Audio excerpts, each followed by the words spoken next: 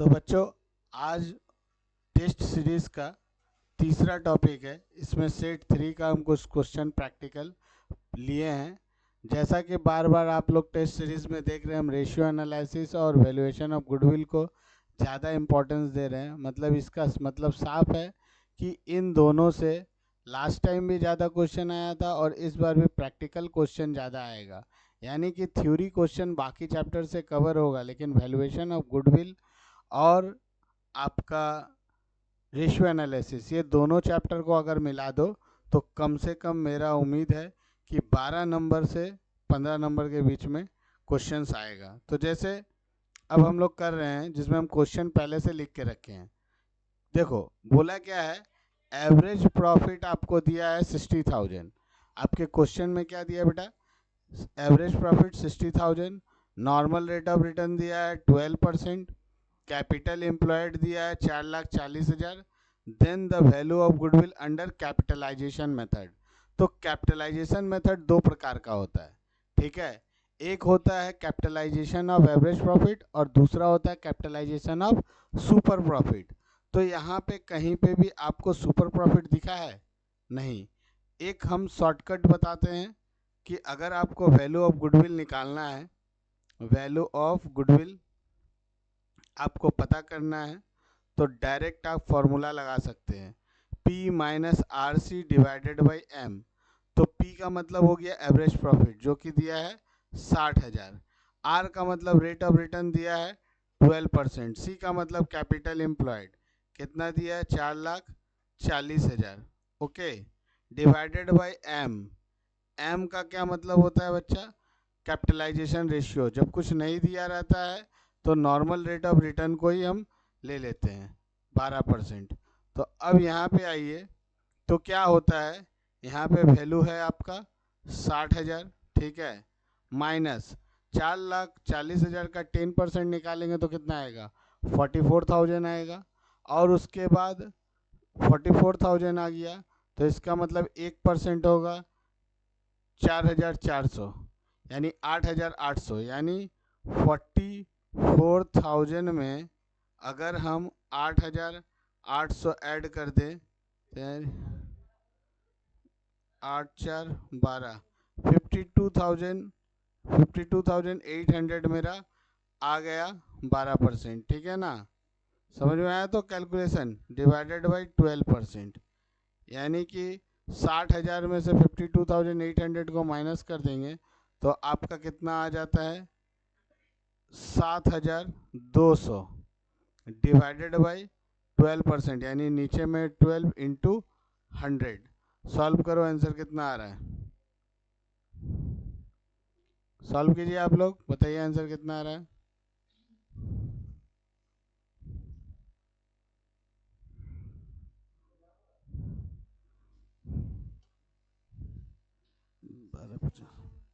कितना, 60,000। तो ये आपका आ गया 60,000, ऑप्शन में होगा, आप पुट कर देंगे। अगर आप ये मेथड ना करना चाहें, इसको हम मिटा दे रहे हैं हाँ, एक घड़ी के लिए। अगर मान लीजिए थोड़ा देर के लिए हम मानते हैं कि आपको ये फॉर्मूला वाला कॉन्सेप्ट से सपोज नहीं करने का मन है, तो अगर आप फॉर्मूला वाला से नहीं करने का मन है, अगर आपको फार्मूला वाला से करने का मन नहीं है, तो आप क्या करेंगे, एवरेज प्रॉफिट आपको दिया 60,000, इस 60,000 को डिवाइडेड बाई 12% कीजिए, आपका वैल्यू कितना आता है, कितना आ रहा है, कितना आ रहा है, 12% का 60,000 कीजिए,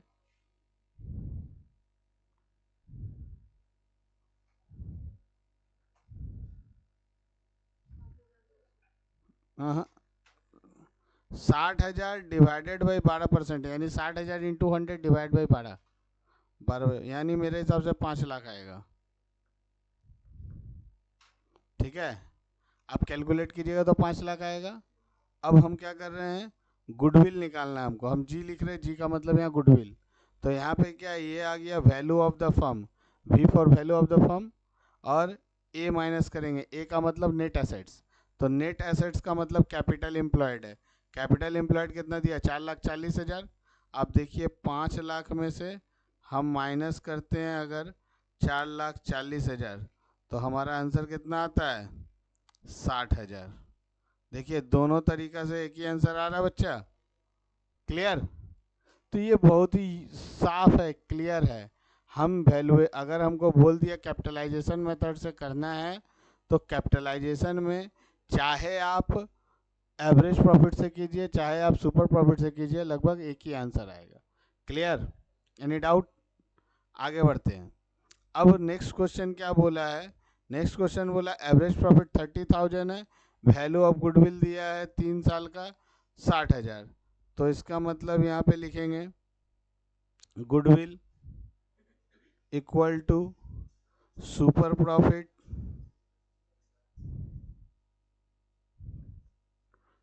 इंटू 3। ठीक है, तो गुडविल कितना दिया है, 60,000 दिया है। यहाँ पे सुपर प्रॉफिट निकल जाएगा, सुपर प्रॉफिट इंटू 3, यानी देयरफॉर सुपर प्रॉफिट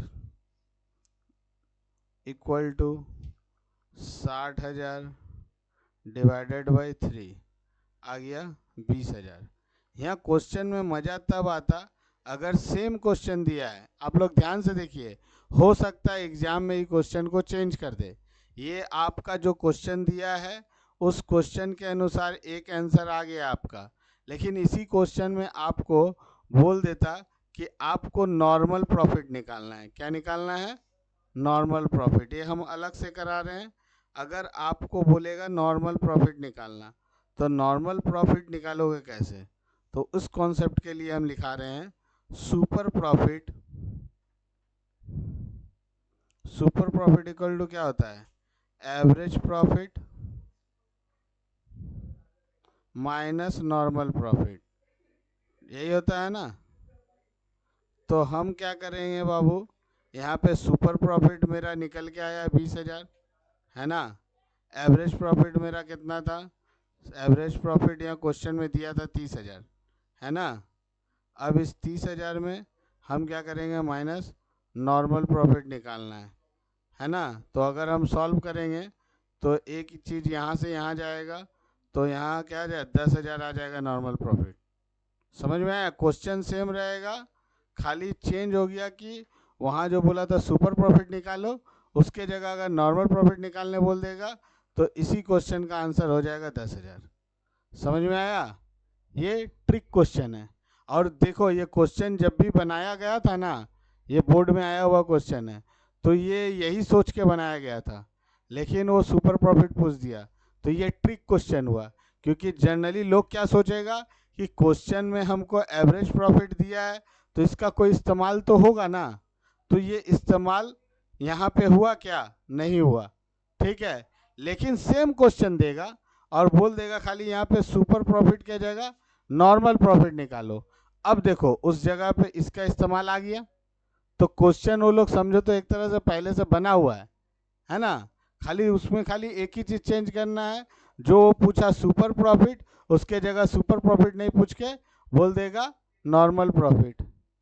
देखो इसके बाद आगे बढ़ो, क्वेश्चन नंबर 3। क्वेश्चन नंबर 3 क्या बोलता है, क्वेश्चन नंबर 3 कहता है a firm credit revenue, credit revenue का मतलब उधार में सेल किया, फ्रॉम ऑपरेशन कितना दिया है 15 lakh, cash from operation 25%, total sales from operation cost of revenue operation is 17 lakh, it's gross profit would be, तो इसका ग्रॉस प्रॉफिट कितना होगा। ठीक है, तो देखो ये क्वेश्चन जैसे लास्ट टाइम हम किए थे वही है।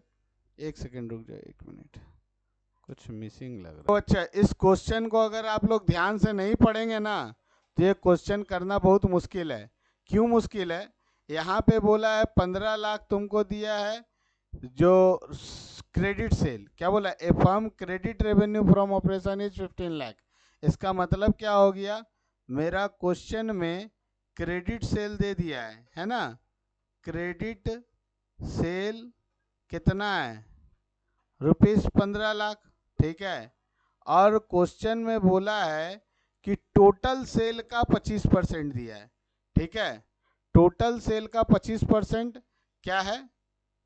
टोटल सेल का 25% कैश रेवेन्यू है। देखो कैश रेवेन्यू मतलब कैश सेल, तो ये तो मेरा क्रेडिट सेल है ना।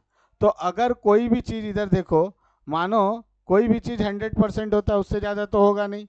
मान लिया हम कि मेरा टोटल सेल क्या 100% है, तो अगर मेरा क्रेडिट सेल 25% है, तो इसका मतलब कैश सेल जो है, सॉरी कैश सेल मेरा 25% है, तो इसका मतलब क्रेडिट सेल 75% है। तो यहां से हम टोटल सेल निकाल सकते हैं। देखो total sale equal to 15 lakh रुपया जो दिया है वो किस चीज के लिए दिया है बेटा? क्रेडिट सेल के लिए। क्रेडिट सेल मेरा कितना है? 75% के बराबर, यानी 15 लाख इंटू 4 डिवाइडेड बाई 3 करो तो कितना आएगा? 5 चौके 20, यानी 20 लाख रुपीज मेरा टोटल सेल आ गया। ओके बच्चा, 20 लाख टोटल सेल आ गया। अब हमको बोला है कॉस्ट ऑफ रेवेन्यू मेरा दिया है 17 लाख, ठीक है। तो COGS कितना है? 17 लाख है। ओके एक सेकेंड, ठीक। तो हम क्या निकालेंगे? ग्रॉस प्रॉफिट निकालेंगे। तो gross profit equal to formula क्या है? Total sales minus COGS। Total sale में तेरा कितना था बच्चा? 20 लाख। इस 20 लाख में से 17 लाख को हम क्या करेंगे? माइनस, यानी मेरा ग्रॉस प्रॉफिट कितना आ गया? 3 लाख आ गया। अगर इसी में पूछता ग्रॉस प्रॉफिट परसेंट निकालो तो 3 lakh divided by 20 lakh into 100, और अगर बोलता कि ग्रॉस प्रॉफिट ऑन CP निकालो यानी कॉस्ट ऑफ गुड सोल्ड, तो 3 lakh divide by 17 lakh into 100। जैसा क्वेश्चन पूछेगा वैसा आंसर होगा। हाँ परसेंटेज पूछेगा तो यहाँ तो सिर्फ हमको परसेंटेज ही पूछा है, तो परसेंटेज पूछा है तो किस पे पूछा है? खाली GP रेशियो बोला है तो ठीक है, GP रेशियो निकाल दो। आपका 3 लाख बाई 20, 3/20 करो, यही आंसर आएगा, ठीक है। परसेंटेज में हो जाएगा वो, ठीक है। इंटू 100 कर दो तो 20 से 2 5 15% आंसर होगा, ठीक है। क्लियर? चौथा क्वेश्चन देखो बच्चा, रेवेन्यू फ्रॉम ऑपरेशन कितना दिया है? 4 लाख दिया है। इन्वेंट्री टर्नओवर रेशियो 5 दिया है। ग्रॉस प्रॉफिट बोला 25% है। Find out the value of closing inventory, जबकि ओपनिंग इन्वेंट्री इज द, बोला if closing inventory are 12,000 more than opening inventory, यानी ओपनिंग इन्वेंट्री मान लिया X, तो जो भी है पहले आपको क्या करना पड़ेगा? आपको स्टॉक टर्नओवर रेशियो का फॉर्मूला दिया है, ठीक है ना। तो यहाँ पे आप क्या करेंगे? सबसे पहले इन्वेंट्री टर्नओवर रेशियो कितना है? 5। फॉर्मूला क्या होता है? COGS divided by average stock. तो आपके पास COGS तो दिया नहीं है, निकालना पड़ेगा। COGS कैसे निकालिएगा बच्चा? ध्यान से देखिए, बहुत सिंपल है। आप सेल्स में से ग्रॉस प्रॉफिट को माइनस करेंगे तो COGS आ जाएगा। आपको सेल्स कितना दिया है? 4 लाख दिया है। आप माइनस कीजिए 25%। 4 लाख का 25% मतलब 1/4, यानी आ गया 1 लाख।